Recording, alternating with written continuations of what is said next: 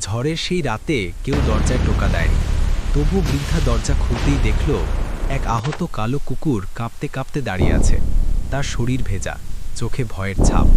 বৃদ্ধা নিজের শেষ শুকনো কাপড়টা দিয়ে তাকে মুছে দিল, ভাঙা হাঁড়ির ভাত ভাগ করে খাওয়ালো। কয়েকদিনের যত্নে কুকুরটা সুস্থ হয়ে উঠল। তারপর থেকেই অদ্ভুত সব ঘটনা ঘটতে লাগল। একদিন কুকুরটা হঠাৎ চিৎকার করে উঠতেই বৃদ্ধা বাইরে এসে দেখে পুরনো আমগাছটা ভেঙে ঠিক তার দরজার সামনে পড়ল।